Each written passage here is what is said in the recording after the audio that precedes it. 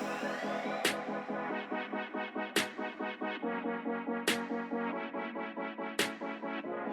right, hey, welcome back to the X Podcast. I am sitting here at the long table, formerly known as the Putin table, across from Tim Moore. And we have a super special guest, Celebrity guest in the house. We have Andy. How are you? I'm great. I'm good. I came to Ohio, and on the way up, it hit 0 degrees. This is the first time I've ever been in 0 degree weather. Really? In your whole life? Yeah. Dude. Well, who just does that? Well, you used to go to Detroit, Us right? every year. Yeah, but I don't know if we ever, you every year. Yeah. I don't know if I ever was there during like 0 degree weather. So the 0 degree weather is a new thing, and I enjoyed yesterday too. I was with you guys, but Tim didn't let me get up my jacket for dinner last night. That's true. That is so not true. He said, suck it up. And we just went straight Actually, to the opposite is true. I warned him before he even came up here. I said, no, I'm going to warn you. It's really cold right now. Yeah. You need to bring gloves, coat, everything. I brought it. And I have not seen his coat yet. Literally, he won't wear it into the building. Like, it's the only place you need it is from your car into the building where we're going. And he, I left it in the car. So we're so excited to introduce our friend Andy to you, and there's just so much to Andy. I feel like you're a new and old friend at the same time. You're one of those people. He's a new friend, but he's old. Yeah. Well, Wow, that was pretty rude. No, okay, I wouldn't say that to you, I guess. Andy, do you see what he's doing already? This has been going on for the last hour. The aggression. He's been yelling at me You know what for I love? an hour. He said new and old friend. One of the many things I love about Tim is the happier he is, the more aggressive he is. Well, Have you noticed I'll that? tell you, he was really happy about 40 minutes ago. But you obviously don't handle. Stop yelling at me so I can answer the question. I'll walk back in. You're crying. But no, here's the thing. Okay, so you are a somewhat newish friend. Yes. But you're somebody that I think just because we could talk for hours, I feel like I've known you forever. Yeah, we had a good time. I think we met for the first time last March 2023. Yep. It was funny how we met through a mutual friend, Aaron. And we got to this really cool restaurant. Yep. You were sitting in front of us. Yeah. And I was like, there's this cool guy. I wonder if we know him. And we were so rude. We did not introduce ourselves to you. Rude. I did hear you guys say something about the Spirit. And I was like, Christian? In Hollywood? No. Nah. And then Aaron comes in and he's like, hey, and he sees you two. Then he's like, oh, hey, we're going to have lunch together. I'm like, okay, I've been sitting across from you guys for the last 20 minutes. That's It was so cool. Yeah. We just hit it off, spent the rest of the weekend together. Sure. Yeah. And then this weekend is probably the first time you've seen him since then, right? Yep. This week, yeah. I mean, y'all have kept in touch, but I randomly, so weird, I was in Nashville in October. Yep. I'm staying behind Tucker and Hunter or somewhere. They send me a picture of them with you. Yeah. And I'm like, oh my gosh. So I'm going in to have lunch, and I just sit down at this table, and I was with somebody at the time as well, a friend of mine and stuff, and he was being really loud, and I have like a rule, like no attention. I don't want no one looking at us and stuff, but I look crazy, so it happens a lot. So like, I was just gonna say that doesn't make any sense, brother. I know. Looking at you. Have you been talking to my wife? I walk into a restaurant with my wife. I'm like, why are they all staring at you? She's like, I don't think they're staring at me. It could have something to do. For those who are listening to our podcast, Yeah. let me describe Andy to you. No, Yeah. make them go and look at it somewhere. Okay. Andy is a really cool dude. Really cool dude. Artist, creative, big, bold glasses, big, bold hair. Yeah. Was this the faux hawk, mohawk? What do we... So I lost a bet some years ago going to SEMA to the car show.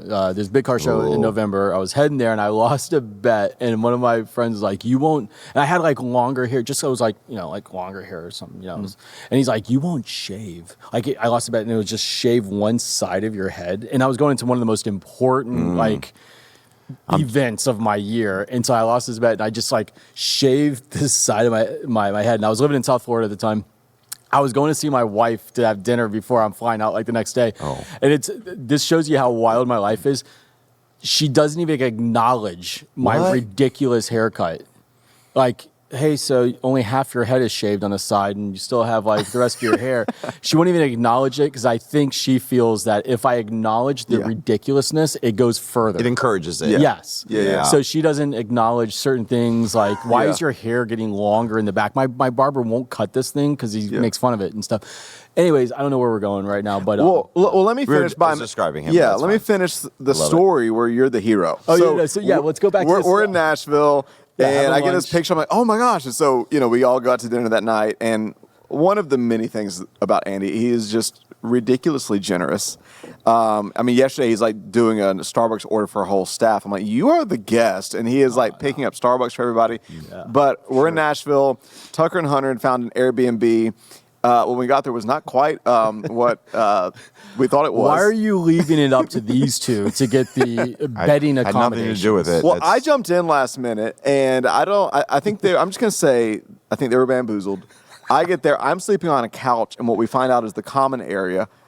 Every hour through the night, there's a man that's also sharing the Airbnb that, no joke, walks to the restroom, then looks at me on the couch, stands there. I'm watching this in my sleep. How creepy is this? Stands there and stares at me, shakes his head in frustration, mutters under his breath, and goes back to the room.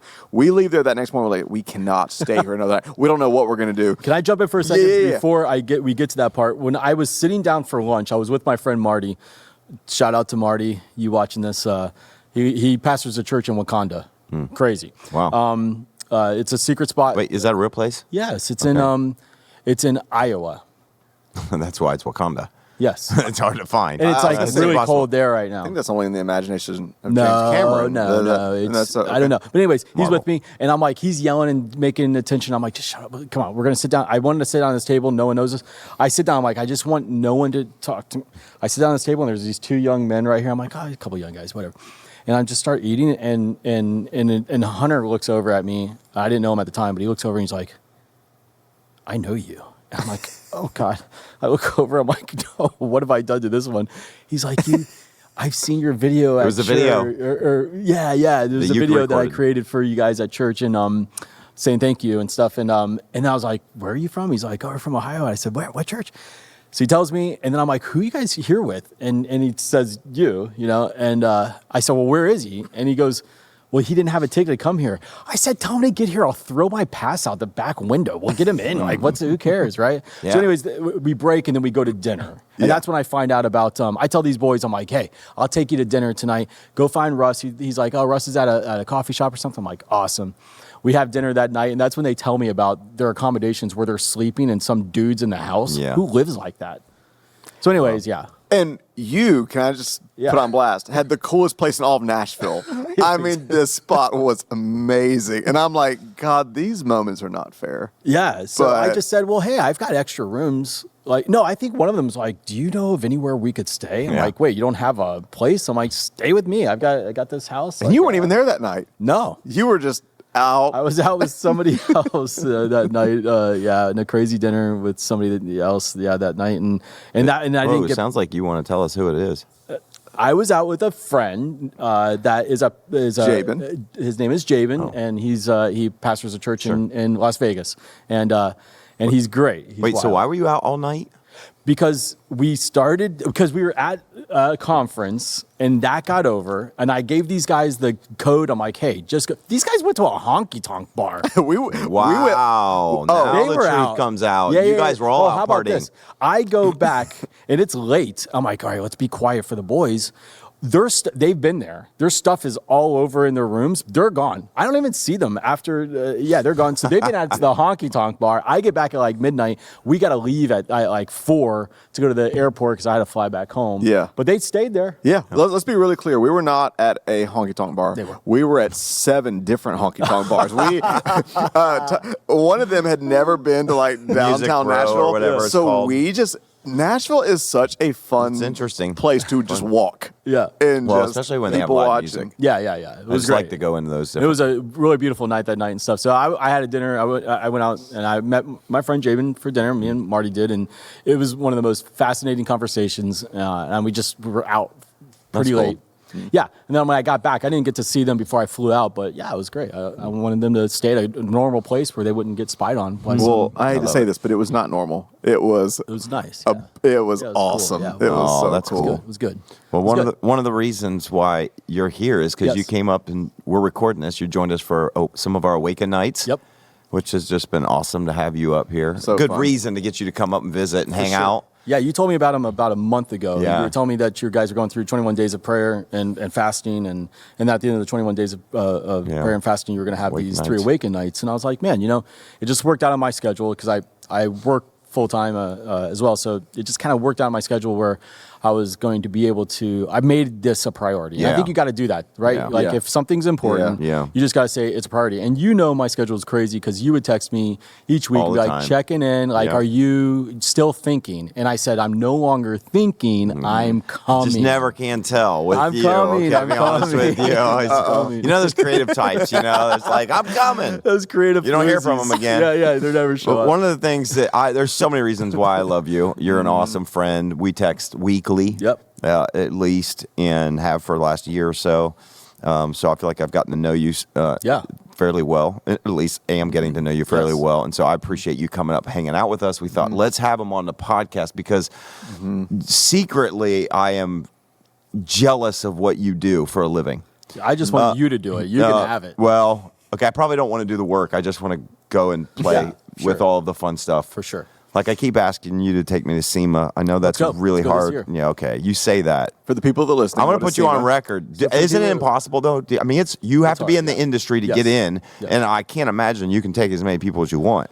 No, I can't take as many people as I want, but I can take the people that I want to. Yeah, and you got a lot of people that work for you. So I do, think that would be but- a tough. But SEMA would be a dream We'll go visit to for SEMA. me. Andy, do someday. you want to explain to people SEMA listening? is, it's called the Specialty Equipment Manufacturers Association. It is the sanctioning body of the auto industry for the aftermarket world. Yes. So when you see like cars and trucks that are lifted or have wheels or just beautiful cars or classic Wide-body cars, kits, wide body paint kits, jobs. paint jobs. There's a kind of a sanctioning, I'll just call it a sanctioning body because it kind of makes sense, where they kind of litigate and go back and forth in Washington, D.C. to keep our rights to be able to modify cars and do things with cars. And that industry is a mega billion-dollar industry, and there's many of us that work in that industry. I've worked in that industry now for 28 years, and or longer, and so SEMA they have one show at the end of the year. It's usually either at the very end of October, beginning of November, and it's it's a mega show. And in the years past, this is where if any manufacturer was going to come out with a new product, they would showcase it there at Early. SEMA, and we would build cars to unveil at SEMA. So everyone is waiting to see who's bringing what and unveiling. And back in the day, before internet sites and really social sites, magazines were the ones that would shoot all the content. Magazines would come out, and we would wait 2 months later to see what was amazing at SEMA, right? So now with content, now with all of that, we can see things in real time, and now people are building projects, et cetera. And so that show is the largest, I believe it's still the largest trade show in the world. It encompasses millions of square feet. Back in the day, my first SEMA show was 25 years ago, and it was only one hall. Now it's all massive. the halls and all the parking It's all lots around outside. the All halls. the cars, half Yeah. of them are parked outside, and it's just It's amazing. So if you're at all into cars at all, or gosh. just even kind of like the aesthetics or something kind of neat, this is a playground. It's in Las Vegas. I know. So you have parties all night, events during the day, and it's just it's a big thing. yeah. So that's So how that's did a we get to dream. That's a SEMA? dream. Just Well, you were pray, going. you We're think going. about it, pray about it someday. Oh, that my haircut. but- So I cut my dumb hair, and I was going to SEMA. Yeah. That's How's how that? this Quick thing. So, speaking of dreams, Yeah. do you want to just give a 60-second summary of what you just got back from? Oh yeah, I got to go to the national championship game, Yeah, you did. which was amazing. with horrible seats. horrible seats. That we had amazing seats. Somebody blessed us, and it was honestly one of just the most amazing memories Good for of you. just being there. Like we had a blast. My wife and I went. It was one of the most exciting. Just I was fun excited for you. environments. We were talking back and forth with you Yeah. going, I have a really close friend. His name is Jewel. We go to pizza every Sunday night. Yeah. And they're from here. It's the Marburger family. They're from Ohio. Yeah. They're big Ohio State fans. Their life right. Yep. Oh, yeah. Yeah. When we're all, and just a month ago, everyone's firing. Ryan Oh Day. yeah. Everybody's mad at Ryan Day after Michigan. Right, but look, now we're going to the championship game. But I was concerned for him. I kept texting him, and I would voice text. I sent him a little voice text about the Catholics because they got the beads. Yeah. And they've been praying for this game. Yeah, I but- said, dude, I don't know. Yeah, but the Protestants won. The Protestants won. Do you Protestants think won. the Buckeyes are Protestants? Absolutely. Did you see there was a whole they're faith baptizing. revival that went through the Ohio State team this year? Pretty insane. Jewel will be happy It happened. about It that. was not just It's pretty crazy. Actual like a revival went through that. I think some of which was initiated by players on the football team, and it actually spread to other people on the campus. It wasn't just that. They were literally baptizing Do you think that's students. why they won? No, absolutely not. I don't think it's why. Well, it's partially why. Okay. I heard the best example of this because I'll be honest with you. I can't stand. There's something Notre in Dame? me. People love. No, I don't mind Notre Dame. Don't love them, but I don't mind them. And I like Marcus Freeman. But I like Marcus Freeman, ex-Ohio State player. Fantastic guy. Amazing guy. Person of faith. I like him too. It's not that. One thing that always kind of irks me a little bit in sports is when people, I understand what they're trying to do, but I think it is misconstrued everywhere, which is they get on an interview and they're giving credit to God for their victory. Why don't you like that? Here's why I don't like that. Because I think it sends a really mixed and confused message to everybody, both in the faith and out of the faith. Because you have people on both teams that have faith in God. You have people on both teams that pray. You have people on both teams. And if you're going to give credit to God for winning the game, are you going to credit God when you lose the game? Nobody's going to do that. And so this is your podcast. Am I allowed to disagree at all? you can disagree if you want.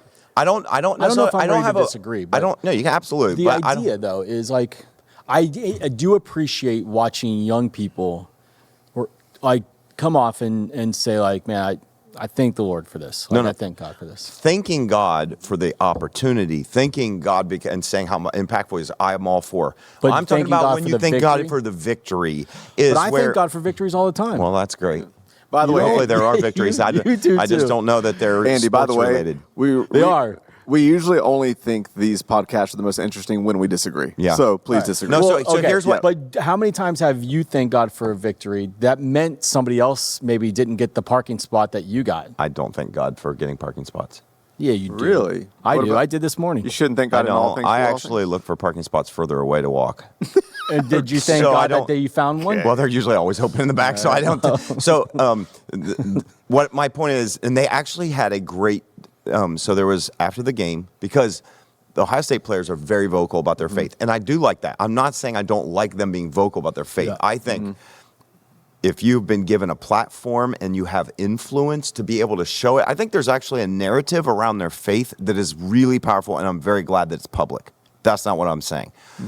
One thing that I found fascinating, one of the reasons kind of selfishly that I wanted them to win, other than the fact I'm a Buckeye, is that after the Michigan loss, they got a ton of heat, especially on social media, because of their faith.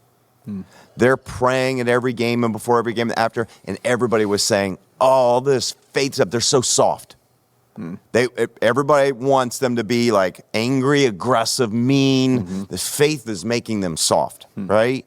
So that all that narrative was going on, and then they go win the next 4 games, and they handle it, and then they win. They that looked like Valhalla Warriors, and now you've got this narrative coming out of it about their faith because it is so public, and even like Howard, right, the quarterback that came over. He wasn't, but being around them, it actually influenced him, and he gave his life to Christ. Did you see the girl driving the golf cart into the wall? I did see that. Was absolutely hilarious. There was a lot of faith going on there. Like, hey, can you just have one job?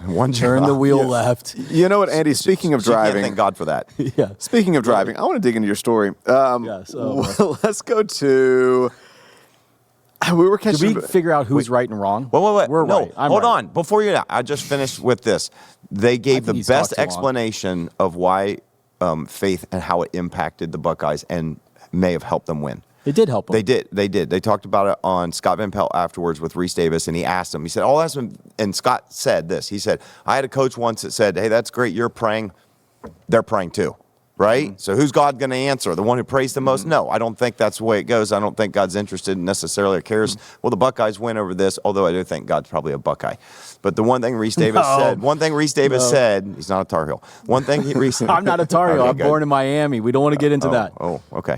Go Hurricanes. Go Canes. Go Canes, no doubt. The one thing that he said that I just thought did really help, and this was so great to hear, is that one of the things that helped unite them as a team was their spiritual bond. And he said people, especially in the NIL era, right, where you got all these people are coming, you're attracting talent because you're paying them that can come and play like it's a job.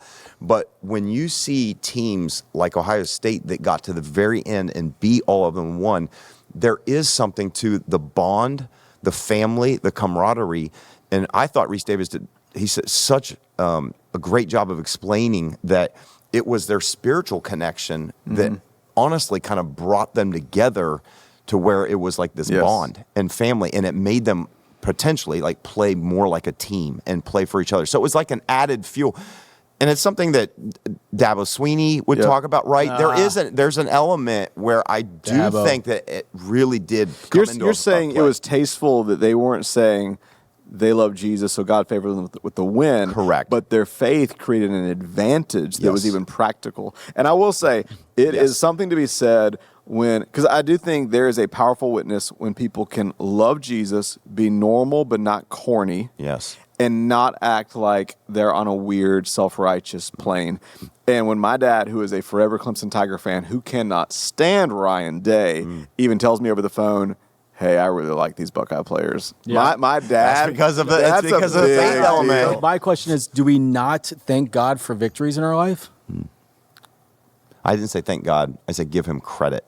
For the vet. In other words, God gave us the win. That's what I said. But can I not give absolutely God credit? To me, I said you should thank God for giving you the skill and the ability, giving you the opportunity, giving you even the platform. Right. Like you thank God for that. And I said I don't like it when they give God credit, and I've seen that on a lot of them. In other words, like, oh, we knew this. Oh man, God, the glory He gave me. I agree with what you're saying to a point, but I want to stop for a second and give God credit for me getting here today.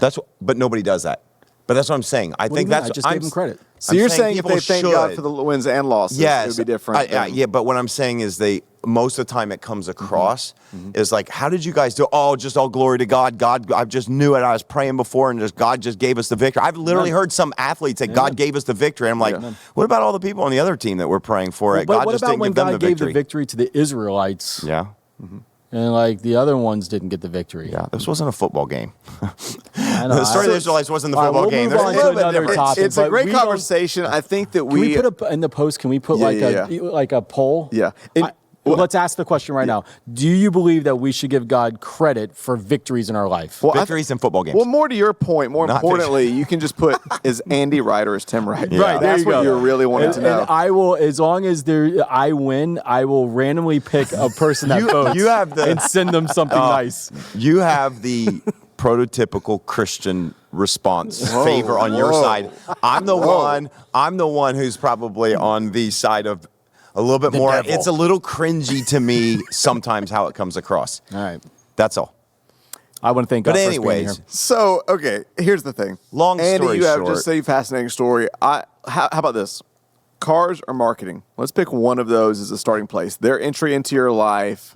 Did you have a different? Well, he does both. So it's just. Well, no, I know. But I'm just saying, like, as a starting place, where that went from small little hobby to, okay, this is becoming an integral part of my life that's led to your future. So I always had a passion for cars growing up as a kid. There was like, my uncle had cars and dune buggies and things, so I was always kind of like passionate about it. But my dad was a preacher, so we never had anything like that. My mom was a full-time school teacher, but my dad liked cars, but my uncle was the one that always had fun, weird things around. So that's where I got exposed to it as a kid. So I was just passionate about it growing up, and buying my first car and stuff. There was something I really wanted. I wanted a Volkswagen Bug. I bought a '67 Bug. That was your first dream car? My first car, man. I really wanted this Bug bad. Interesting. And we lowered it. I put a 2200cc engine in it. The whole deal. It's just amazing. So, anyways, and so I kind of got passionate about cars when I was younger. That passion grew into opportunities for me to do different things at like shows and events. I was always at shows and events, and then one day I got an opportunity to start to work with a magazine, just doing show coverage for a magazine, shooting articles and kind of loosely writing articles. Doors open. You just got to keep going through doors and keep looking for doors that open. But when you're younger, you don't really realize that, but just keep going. So I was just going through doors, and that led to me getting a job with a large publishing house in Los Angeles. And so my career, my passion went from something to possibly getting a job inside this magazine company, and then a lot of things stemmed from there. And from that, right? Getting contracted. When did it kind of officially move from you? Because now you're going from a passion / hobby to I'm getting paid to do this to then creating a company. And then building it. I went from working for this car magazine, and I started just by doing like features and things like that to actually became the editor of the magazine. And that was a big deal, considering that I'm a kid with dyslexia that had a very bad learning disability of reading and comprehension and writing. And so I had a very big challenge when I was writing for this magazine when I first started on writing, because I had a third grade level of writing, and I had a very difficult time with reading. I didn't learn how to read until in my early 20s. Really? Yeah, that's the whole thing. But I knew the industry. So the problem was the publisher that hired me was, I know he cannot write well, but he knows the market really well. So what I did is I started to work really hard with a copy editor to learn how to write. But she was brutal on me, and it made me really embarrassed. I was really embarrassed for a long time about my writing skills, but I knew the market. What ended up happening was, you just got to work. You got to grind. There is a thing where you either will wait for somebody to give you the opportunity, or you'll create it. You'll just grind harder than anyone else. And my dad just taught me how to work, how to grind and how to work, and that opened up doors. I worked for that car magazine for a few years, and I didn't know that I was an entrepreneur, but I've always been an entrepreneur. I always had little businesses as a kid and things like that, and I felt that I had the ability to launch my own magazine. So I left this magazine to start my own magazine, and I worked for a company down in South Florida, in Pompano Beach. At the time it was called Toucan Industries. They're no longer operating, but they were a large auto manufacturer, a parts manufacturer. And they also wanted to do some marketing things. I had some friends that worked for them. The lady and husband and wife owned it. Phenomenal humans. A lady named Allison was my boss. Incredible human. Taught me a lot. They hired me on the premise of I would help them in marketing, but they would allow me to launch this magazine through some of the guys that worked there. I had a creative guy there and photographers and stuff. So I launched my own magazine with them. It was called C16 Magazine, and it was a youth culture magazine. It covered everything from automotive to fashion and music and stuff, basically anything that I was interested in. I had that for a few years before I transitioned to the agency. I'll pause because I don't know if this makes any sense. No, that's cool. That's so you had your own magazine? In Pompano Beach, is that near 7 Mile? Miami? All right. So the way South Florida works is you have Dade, Broward, Palm Beach. That's all of just what South Florida. So anyone that's like, oh, I live like near Orlando, that's not South Florida. Or the South, there's like a college, South Florida. I never even knew where this college was, because I'm like, where? There's only one college in South Florida growing up. It's University of Miami. Now we got a lot of them. Talking about USF? Yeah, and they're like in Tampa. Buffaloes or something? Yeah, they're like in Tampa. I'm like, you're not South Florida. South Florida is only East Coast, Dade, Broward, Palm Beach. Where Pompano Beach is in Broward County in Fort Lauderdale. That's fascinating. I every time I talk to you, I learn just something that you say casually. That I'm like even the reading level and the struggle of insecurity big that came from that. I still deal with that even now when I'm teaching, because why do I know something you need? Right. So I struggle with why am I telling you anything? What do I have? But I also believe that there's something beautiful about if you can remind yourself that you really haven't arrived, maybe you can help somebody. Yeah. I was going to say, do you feel like even part of that in some way fueled the drivenness, the entrepreneurial side of you? Yeah. So when I was younger, I would get punished in school because they looked at me screwing around because I wasn't doing well in school. And remember back then, they didn't have good testing for disabilities and learning disabilities. And my dad had a rule, like if I got in trouble at school, there was a no conversation policy at home. I was in trouble at home. Oh, wow. So, and he was just, he was kind of strict, and I understand what he was doing. He was creating discipline in me. The challenge that I was having was I couldn't get certain grades. I couldn't read. So I had to memorize things and cheat. I cheated a lot of my way through school. I was wondering how you finished high school without being able to read. Okay, so, and I'm not proud of this. I'm telling you. In fact, I'm like talking about this right now. I cheated out of fear of getting in trouble in a serious way. And I couldn't figure out how to do certain testing and stuff. I just couldn't do it.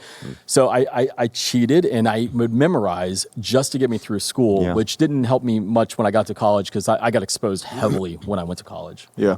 Wow. Well, as you take over your own company, does it fuel your confidence or does it fuel your imposter syndrome or both? So what ended up happening was I had to outwork everyone around me because I definitely wasn't as smart as them because I couldn't comprehend what they were comprehending.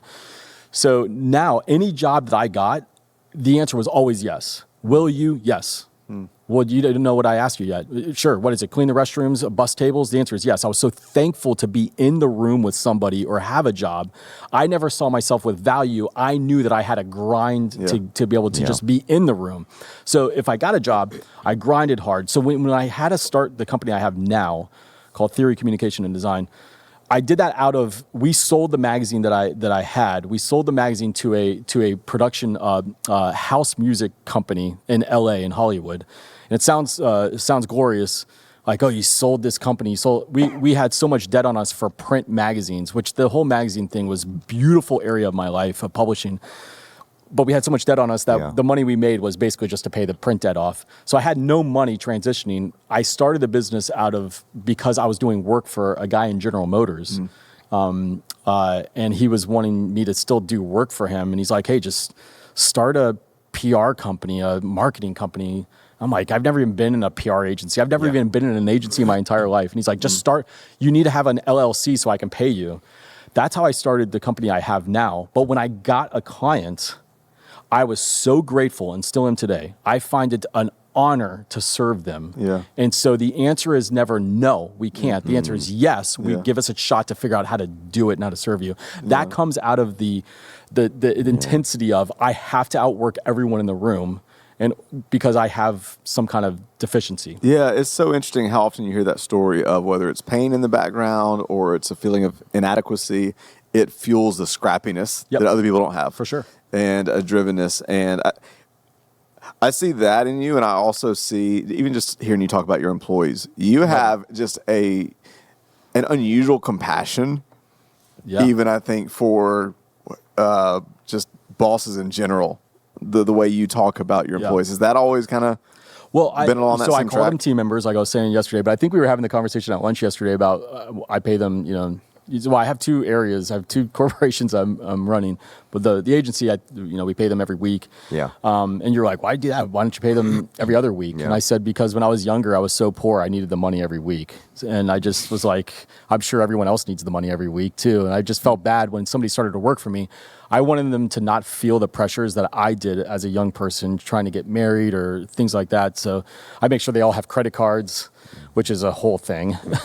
Sometimes that doesn't work out great, but I know when I was working on in the magazine world or in the business world, I would travel, use my own credit card, turn in receipts, get reimbursed. The problem is that if they were like a week or two late, I'm strapped.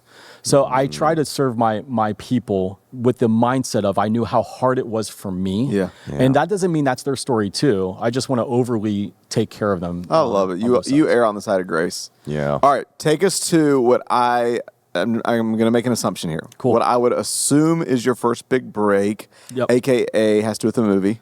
Yeah. Okay, cool. Yeah.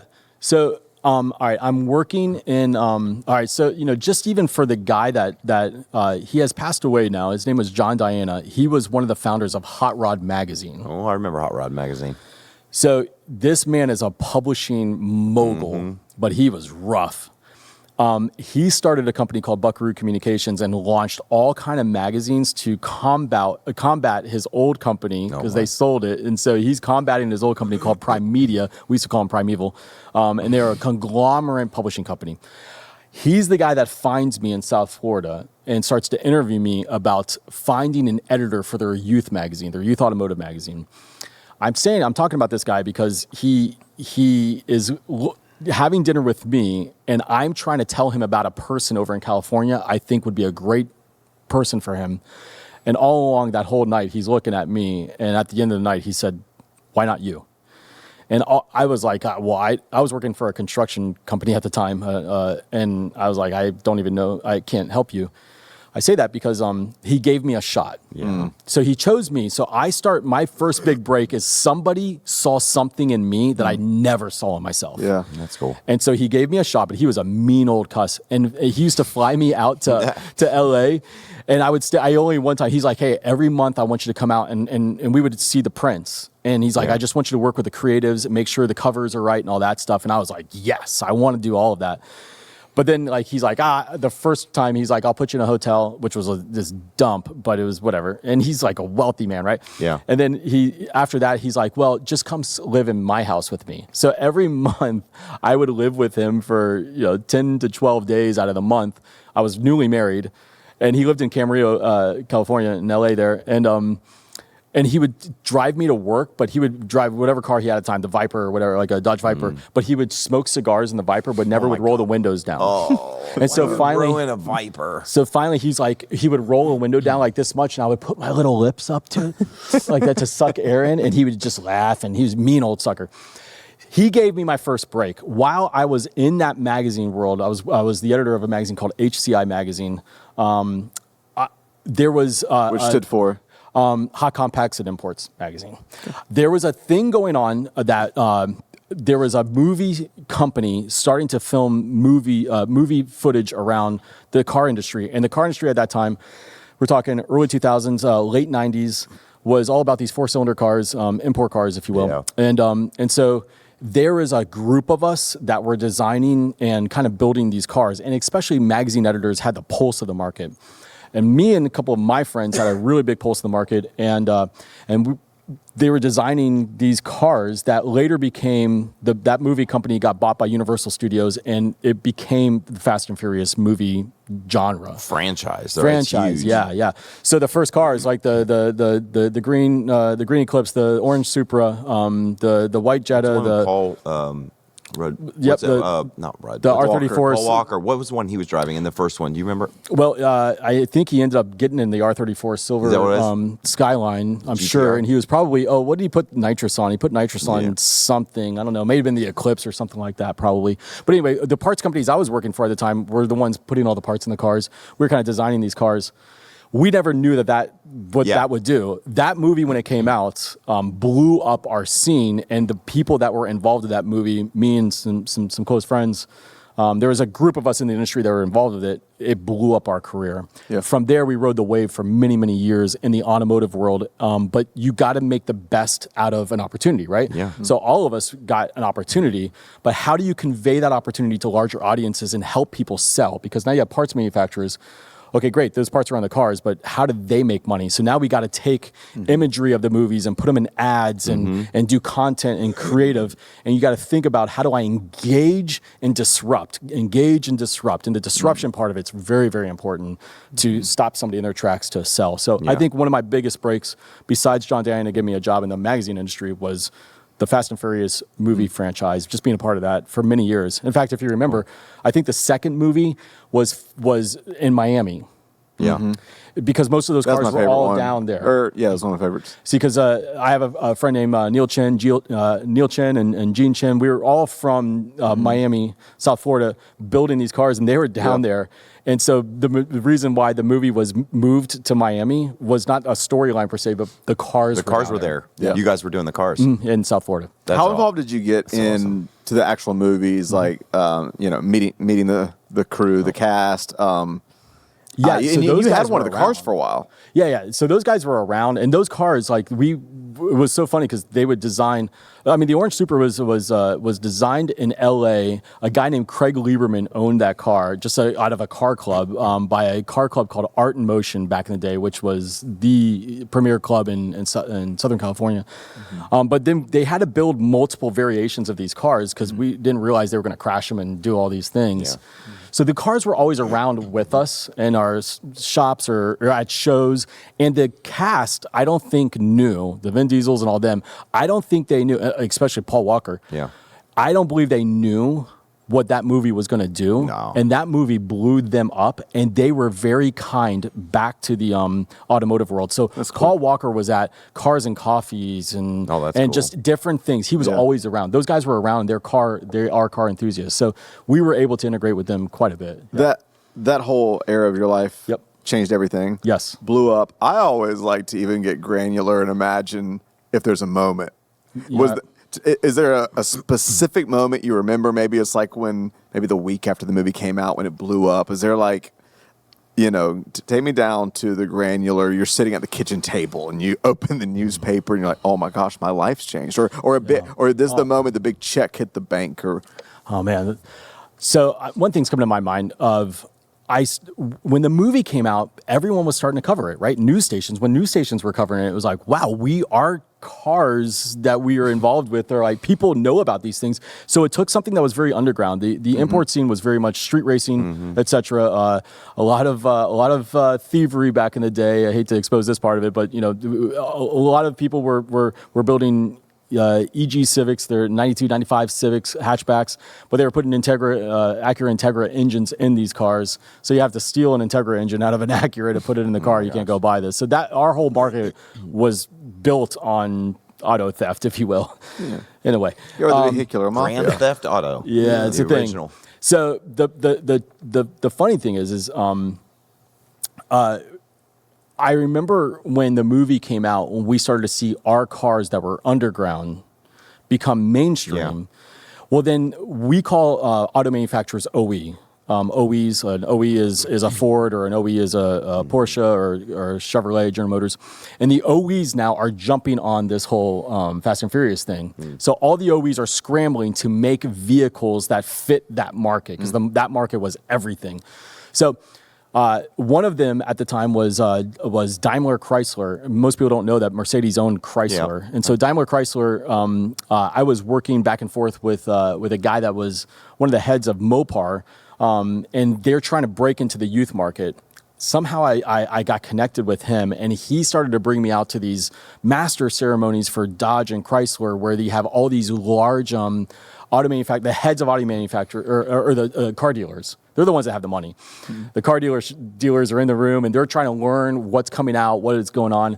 And they bring in speakers to kind of, encourage them and all that. And so they brought me in. They called me up one day and they're like, "Hey, would you come and speak at this event?" And I'm like, "Sure," And it was at a Ritz-Carlton over in Sarasota. It was the first time I've ever been at a Ritz-Carlton. It was like, "What, you're going to give me a room at the Ritz-Carlton?" I brought my wife. It was like a thing, right?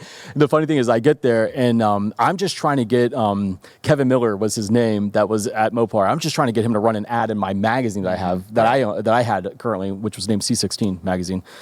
And he's like, yeah, I'll give you an ad. I don't care about that. Like, just get up there and you're helping me with my job and my career. I said, "What do you want me to talk about?" He's like, "Just all the youth crazy stuff. Just get up there and talk." So we kind of did one of these deals. I didn't even know my audience is. I'm just getting up there passionately talking about youth and the auto scene.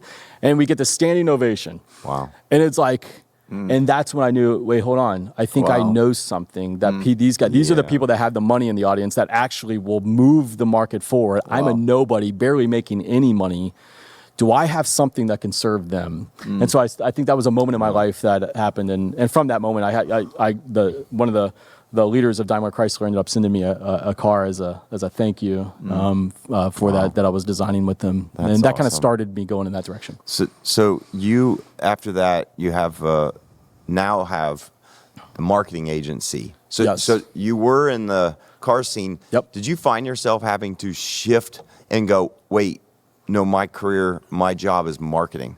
I mean, at some point it shifted from putting all this stuff together to going, they're hiring us to create content for them to be able, because marketing's changed over the last 20 years big time. So what was funny with that is you have to pay attention to moments. Pay attention to people, moments in your life.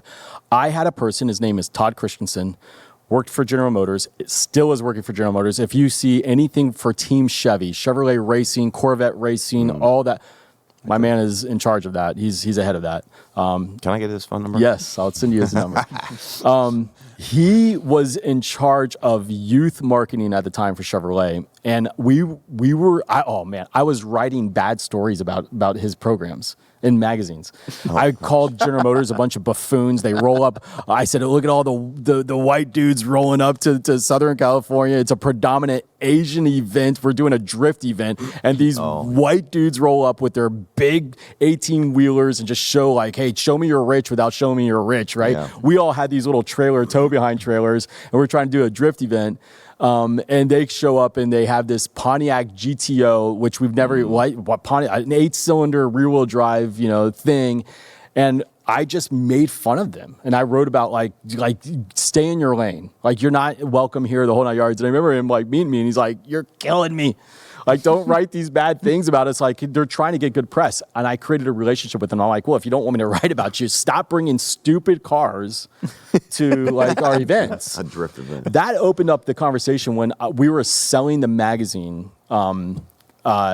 I didn't know what my next step was, but I contacted him and said, "Hey, we're selling the magazine. You're probably going to hear from somebody else." He was contacting me to have me help him find somebody that could work for General Motors for youth marketing. The timings opened up. Always watch for moments.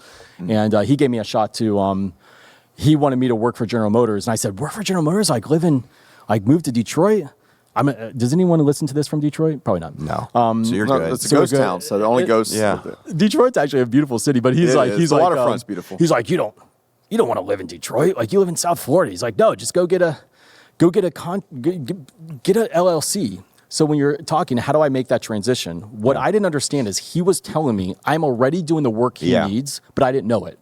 I saw the work I was doing as I'm writing magazines and I'm writing articles and I'm finding the greatest of the best things. Remember, if a magazine's published once a month, you only have 12 covers. They're coveted covers. Yeah. So we got to find the baddest and the most things that's going to move the market. Yeah. And what he was telling me is he's like, look, I need to move the market. You already know how to move the market, but you do it through the pen and through magazines. Now I need you to help me do it through strategies and marketing and targeting. So I knew how to do it. I just was doing it in a different vehicle. Yeah. So now he's the one that prompted me to start this new company, which my agency that I have now, Theory Communication, I started it in April 2005. It'll be 20 years this April. That's awesome. And but he's the one that put me into business. And but I shifted. Okay, how do I'm going from talking about cars to now? How do I help an OE target the hearts of people to buy their products? You don't know how to do it, but if you wait till you do know how to do it, you're going to miss the window. I agree. You just got to start a lot doing of times people starting things, entrepreneurs, you don't know what you're doing. What an interesting time, 2005. Yes. So that's oh 2 my years. Gosh. I had a fetal position. Oh, okay. So that's 2 years. You know where I'm going. Before the Well, that's 1 year before the financial collapse, but that's 2 years before really where they say the world began to go digital. Okay. I mean, I just wonder how many seismic shifts have happened in your. Okay, so what was funny was when I had C16 magazine and the power of the pen, the magazine was the most powerful thing. If you were an editor going to any show, I never paid for a show. They knew that I was coming to a show, or any of us that were editors coming to a show. Boom, you're in. Your crew is in, because we were the ones that showcased what the market was doing. So the funny thing is now there was a couple websites that started to peak up at the time. There was no Facebook or any of that. There was a MySpace at the time, but there was a few websites that were starting to peak up that was covering shows. And it was like, wow, this like digital thing. Yeah. But I knew it was going that direction. Yeah. So I also knew that we had a chance to sell the magazine. Yeah. Yeah. But we didn't have enough money. I knew that was going to continue to be a problem. I just didn't have the next step. Yeah. It was dark, murky, etc. But I knew if we sold the magazine now, it's probably the right thing. But I had nothing to step out in, and I had nothing to step out in for a little bit until I started talking to Todd to start this agency. Now you say, okay, that was 2 years before the collapse. And then 3 years before the collapse, and several years before. Well, when the collapse happens, my life is complete. I'm in a fetal position.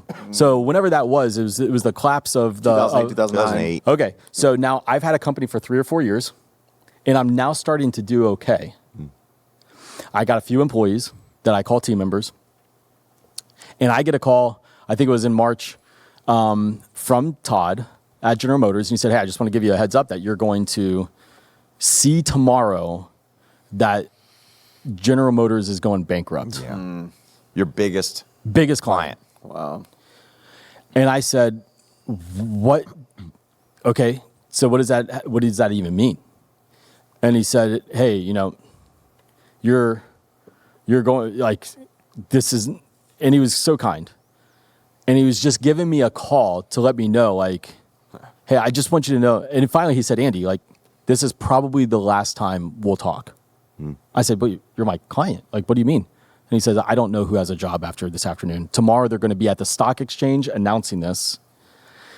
And when it announced and that happened, my world crumbled. Mm-hmm. Wow. And I don't know where we're at in time and stuff, but there is something that happened to me off of my life that probably changed my life forever, but I don't know where we're at in time. Okay, so let's continue on this, and then let's do a part 2 in just a little bit here. And I'll kind of tell you the direction I'd love to go for part 2. But this is fascinating. You get through that season, so we'll save kind of, again, long story, get through it. One of the things that I kind of love, because you obviously had to change what you were doing. Everything had to go digital. Yep. You want to talk about making a good decision to sell a magazine, right? You sold a magazine. You followed. And by the way, I want to thank God for giving me the ability. You're thanking Him for giving you the victory for that, or giving you the victory. You want to give him the credit. He gave you credit. Victory. I want to give him the credit, victory, knowledge. Was it victory when you lost the client? No, but it was when you victory got it back. When I got it back. And GM, I got back. Yeah. And it was the greatest victory. I started doing work with Robin Big from MTV and all this. It was the worst thing that could have ever happened to me. I finished. My dad told me to continue to work for General Motors. He said, work for free. They're going to come back. I went and continued to work. I went back to Todd and said, can I just finish my year? It was in March. Yeah. And the lawyers wouldn't let me work for free, so they negotiated my contract to $1. Never paid it.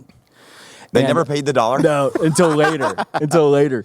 And I worked that year to do certain things because I felt they would come back, but then it was dark for a couple of years, but they came back. Yeah. Somebody remembered that there was a kid that was in the youth market that used to help us. They were launching a new car called the Chevy Sonic. They contacted me, and the answer was yes. Yeah. This was 2 years later?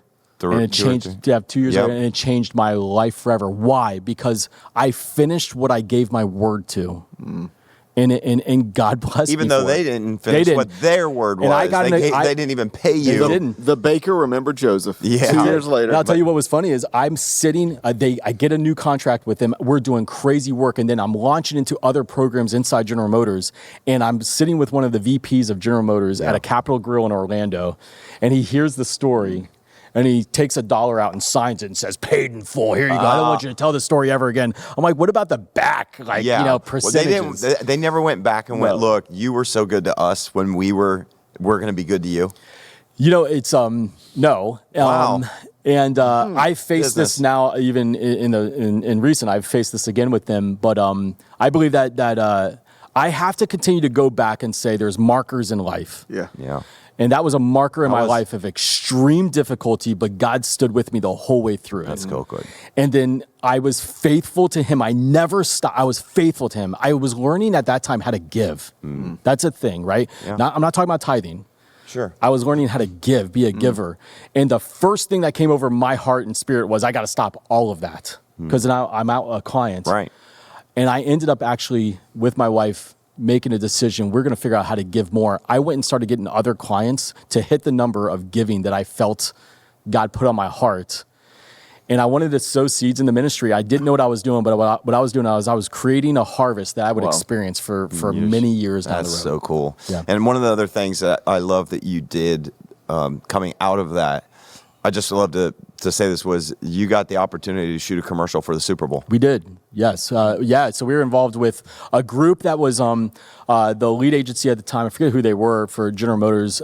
These agencies come and go a bit, but we were doing all of these activities for Chevy Sonic, and we were involved with a bunch of them. And one of the last activities we were involved with was we were doing a live kickflip of a car. Yeah.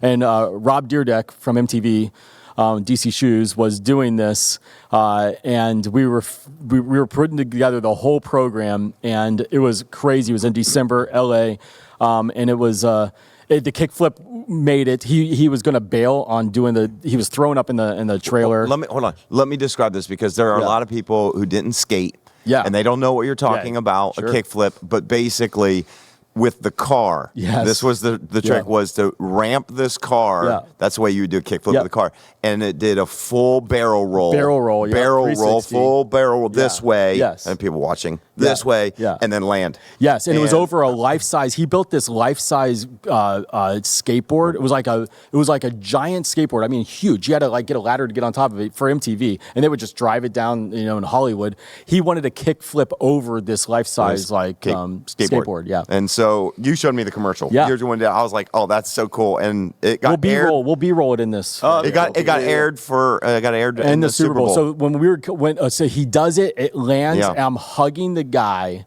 that was in charge of Chevrolet marketing, and we're on a high. Oh yeah. Moments, windows, Yeah. and just a few minutes later, he looks at me and he's like, "What's next?" Oh my gosh, right? And I said, "Let's turn all this into a Super Bowl commercial."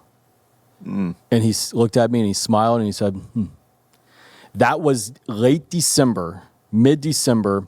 I forget that year, whatever that year was. And It was like 13 or 14. Yeah, and so the Super Bowl comes out. Super Bowl is in February. Yeah. And so we worked with the different agencies and stuff involved, and we're able to create this Super Bowl commercial. And it actually is still beautiful when we play it. It's like, it gives me chills. And I'm in the commercial because you see the car kickflip, and I'm like standing on this little box as it's going across and stuff. So it's cool. It's just what a cool thing to be able to be a part of and do. Yep. And so you got into cameras and all that Yes. kind of stuff. And you, even today, I'm just so jealous because you work with Porsche and you do Chevy and you go to these cool car things. Yes. And so I'm jealous of that portion of your life. Yeah. But we're about out of time. But where I want to go for part two, and Yep. this was kind of the thing that maybe a lot of people will not know about you, is that not only you're an entrepreneur who started a marketing agency, do all this cool stuff with cars, but you're also a church planter I am. who planted a church 7 years ago. Yep. In Charlotte, Charlotte, North Carolina. Yep. Planted a church called Factory Church. Yep. In Charlotte, North Carolina. And what I love is it's growing. You're doing incredible things with that church. I mean, like, that church is incredible. This stuff, I follow you on social media, this stuff that you're doing. And you live in both of these worlds. Yep. Yeah. You're full-time Yes. running a marketing agency with how many employees? 38, just call 37, 38? 30 people running around doing 30 something. some people? Not even the contractors. Those are just full-time employees. Full-time employees. And then you're also leading a church, and you have a staff of about seven or eight people in the staff in the church, and then of course you know how church runs, and Yeah. we have hundreds of volunteers we're managing as And well. your schedule's insane, and you don't start writing your message until Friday, maybe a little bit Saturday, but usually a lot Sunday morning. You get up at like 2:30 in the morning. 3 o'clock hour. I start to get up, and you text And me I about text You 6. anxious. It makes me. I can't. I don't know how you can live. You're gonna die any day now. I couldn't do this.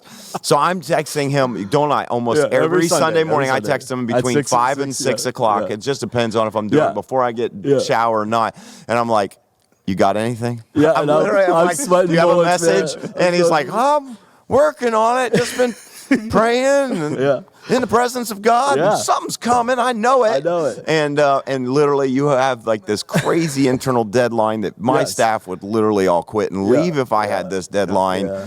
And but you pull it off. And so I just think it's so fascinating. What I would love to do, and so we'll just make this as a part two, all right? Great.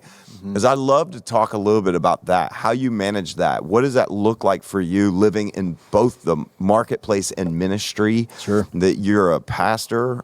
I mean, it's leading any church. Like I did it bivocationally as well for a few years. And so it's 2 full-time jobs. Yep. Yeah. I got to eavesdrop on some of it today. And that Yeah, was, we were walking. I know we're closing this out, but I felt bad. I'm walking with a man of God over here, right? whatever. He took me to get to he took me to German Village. Yeah, and we were in what's it called? The Foxy Snow, the Snowy Fox. Well, yeah, we were in Fox Fox in the and Snow, and then We were in the Fox Fox Snow getting a coffee and stuff, and I'm all excited because all these pastries and stuff. But you guys are still in your fast. Yeah, at this time, yes. It's like, Not the time it guys, comes out. we've but had enough, right? It's like have a cinnamon roll. And I give Jesus' God name. all the credit for victories in my life and sticking with my fast. So anyways, If anything good happens to me, you know that I earned it. Yes. Right. God didn't do it. I did Got it. it. Right. I Anyways, did. we were eating breakfast this morning, and he's like, "Hey, would you like to walk some of that off?" Because I like housed these two. And I'm like, "All right, fine, let's walk." But it's like You made it cold. sound like I was shaming you. You were. He was Fat shaming fat shaming me. But it's quite cold out there, right? And I'm like, all right, cool. He takes me to this little park. It's full of ice. And I'm like, I don't know. I'm going to pull my hamstring these right now. things, right? Anyways, long story short, I get a call for work, and it's just a friend of mine. And, and I'm like, hey, you know what? I'm going to let him hear some of this. And I put it on speaker, and there was, nothing less than 40 F-bombs. So I felt like I needed to take communion before we started this podcast. Okay. Well, I did. I would love to. Maybe we can just do another one to talk about what is going on as a pastor in your do it. church. And so thank you for being on here. Let's do a part 2. Yeah, let's do it. On that. So Awesome. if you want to close this out or whatever, Yeah. I mean, just. Hey, thanks for joining us, and let us know in the poll. Going back to Yes. the beginning, is Andy right or is Tim right? Yes. And who gets the And credit? I want to do this poll, and who gets the anybody that We don't do votes for polls me on the on the poll, podcast. I'll randomly pick a few of you and do something nice. and send a for you. Portia. Yeah, so, Not a so he's Porsche. bribing people. Which I didn't. I will vote for you then. I say Andy wins. Which I wasn't aware that Porsche had like an off-road They do, vehicle. yeah. Well, they don't. They do. It's part of the underground scene Part of the underground that Andy scene. is still living in. Yeah. Yeah. So don't tell him. It's an honor being here with you guys. Can't wait for the next Love one. it. It's going to be great. All right. We'll see you next time. You'll hear all of the details on the outro. Shoot us an email, and we'll see you then. Hey guys, it's Russ. Thanks so much for listening. We really believe if we can get around tables instead of behind screens, if we can talk to each other instead of at each other, we can make the world better. To help us do that, here are a few things you can do to help. First, if you haven't yet, leave a review on Apple or Spotify and hit subscribe on YouTube. This helps more than you know.